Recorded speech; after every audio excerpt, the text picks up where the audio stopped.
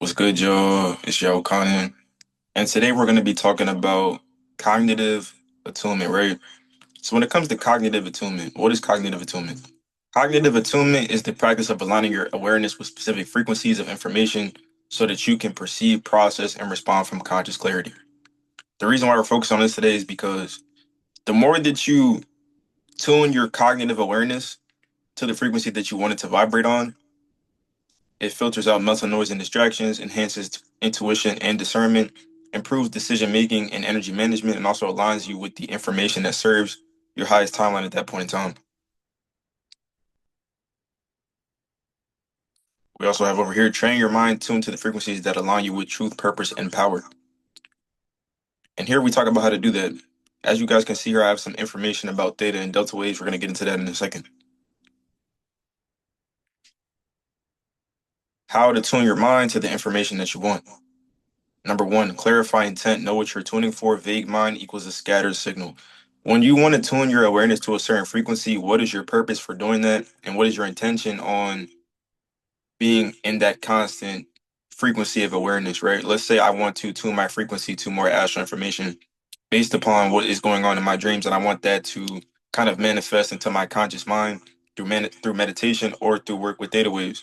As you guys can see, theta waves have to do with deep relaxation, heightened imagination, access to subconscious and intuitive insight, and also reprogramming limiting beliefs.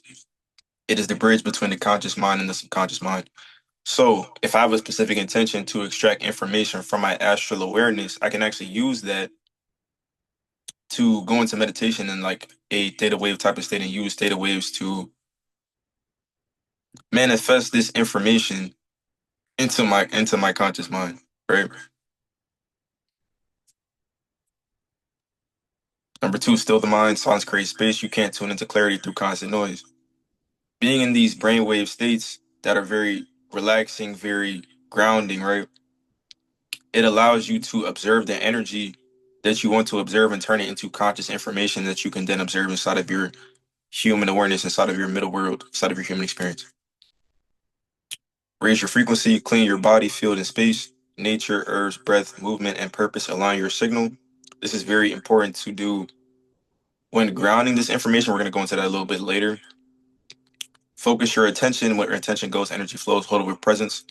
When you are trying to first ground these states into your natural way of being, you want to focus on, like it says here, when it comes to the theta waves, focus on this bridge type of state. Focus on your conscious, focus on the bridge between your conscious and unconscious mind. And learn how to stay in that state for longer and be present in that energy so that it becomes more of a regular cognitive awareness that you naturally manifest without having to necessarily go through all these practices, and your mind naturally stays in that state. Receive and observe, be open, don't force, watch what flows in, discern what is true. This is very, very important because you are opening yourself up to these brainwave states, to this bridge inside of yourself to perceive more of who you actually are.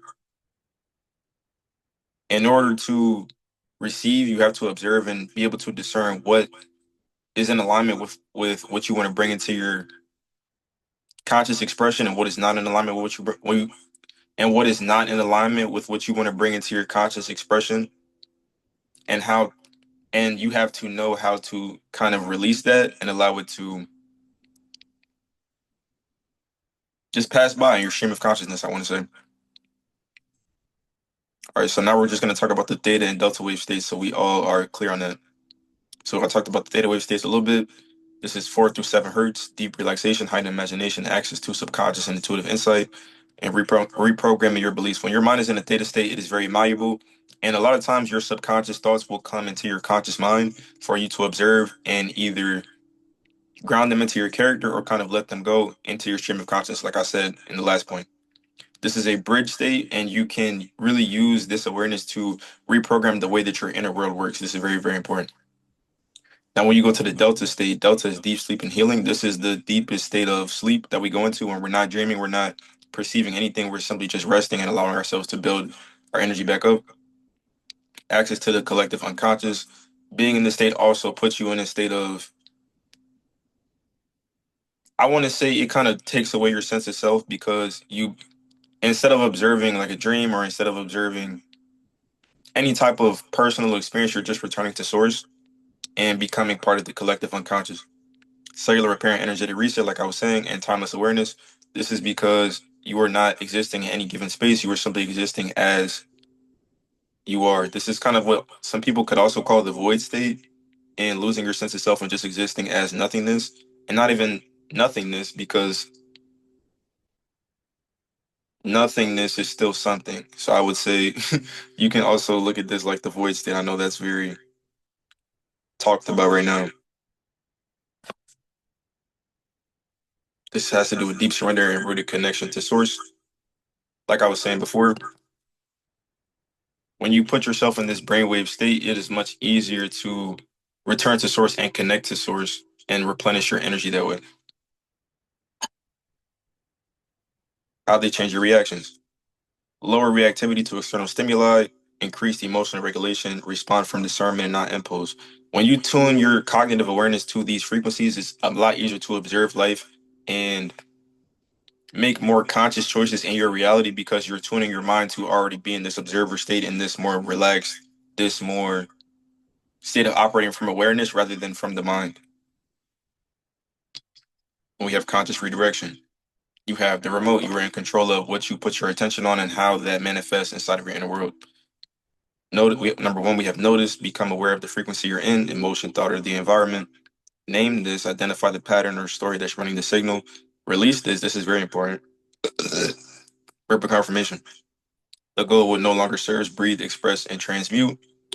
These three are the most important because in order to redirect the way that your mind works, you have to be aware of what is currently going on, understand and identify what it is that you want to change, and then release and transmute that energy into what you would rather experience. Then we have refocus, choose a new frequency, tune to what you want to create. This is what the attunement part of this is for. What do you want to exist inside of your inner world? What is your goal? If you want to focus on abundance, how can you tune your thoughts? How can you tune your inner world to abundance? If you want to focus on love, how can you manifest more love into your inner world experience? This is going to be different for everyone that comes across this video because we all do not operate the same way and we all do not value the same things. So your cognitive attunement is going to depend on what you're valuing and how you want to operate inside of your own mind. You have embodied, live from that frequency, make it your baseline. This is very important because your baseline energy is where your life is being created from. So when you reprogram your mind, like it says up here, aligns you with the information that serves your highest timeline and improves your decision making and energy management. When you're embodying this higher frequency in your baseline expression by reprogramming your mind and tuning it to these higher energies, you start to manifest a higher experience in your life. Now we have frequency hygiene. Guard your attention, limit toxic inputs. This is very important because, like it was saying up here, train your mind to the frequencies that train your mind tune to the frequencies that align you with truth, purpose, and power. Anything that doesn't align with truth, purpose, and power should not be having your attention. Anything that is not aligned with your intentions for what you want to experience in your own inner world should not take up much of your attention. Limit toxic inputs, media, people, and environments. A lot of people will try to take you off your pivot, or you might tune yourself to a certain frequency. They'll try to take you out of it because people can feel when your energy shifts and they subconsciously want you to be in alignment with them. And if they feel as though you're not operating in the same frequency, they will try to bring you to their level. And this is why frequency hygiene is very important.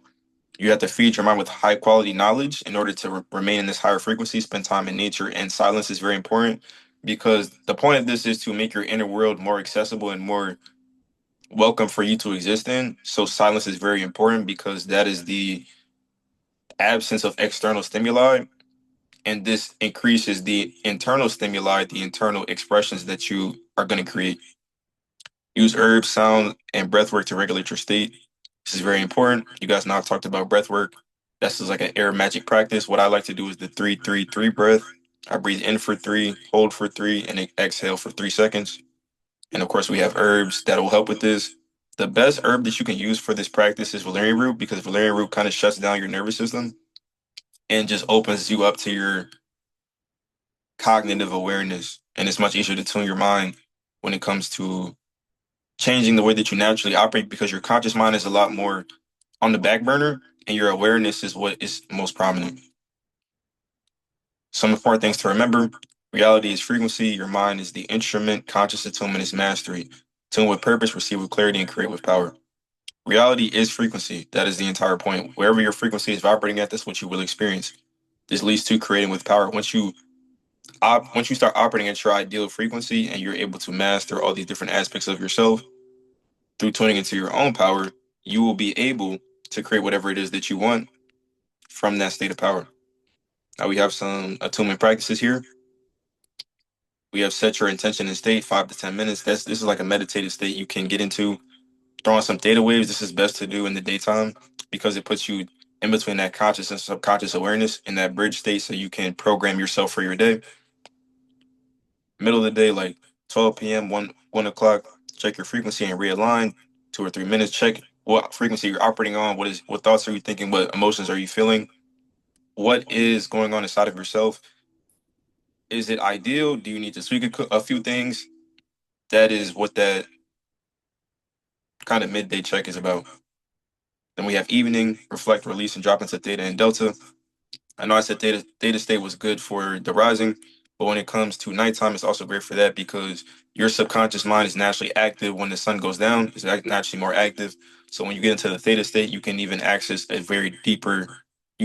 deeper state when it comes to the bridge and have more access to some of your subconscious awareness that will manifest in your conscious mind. Then we have the delta state. The delta state is returning to source, a deep surrender and rooted connection. It's a lot easier. It's a lot easier to drop into this state, especially at nighttime, and really focus on embodying this as you're trying to go to sleep and replenish yourself. Before sleep, delta wave meditation, gratitude, and surrender. This is what I was talking about. You want to accept this delta state and really dive into it and surrender and return to source and really replenish your energy.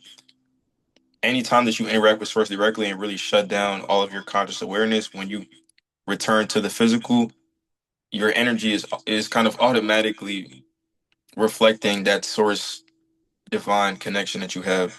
So a lot of times you might notice that you wake up feeling refreshed, feeling more calm, feeling more at peace, and just feeling more gratitude for just existing, because that is what the delta state is all about. This is the rooted connection to source, and also a cellular repair and energetic reset. All right, y'all. This has been Cognitive Attunement. Thank you guys for watching. If you guys could leave a comment, like the video, ask for any more details on this in the future that you guys would like if you want me to talk about this again. And I will be posting a cognitive attunement meditation on my Skool if you guys want to tap in with that to kind of teach you how I use these states and also how you can use these states for yourself. All right, y'all. Peace.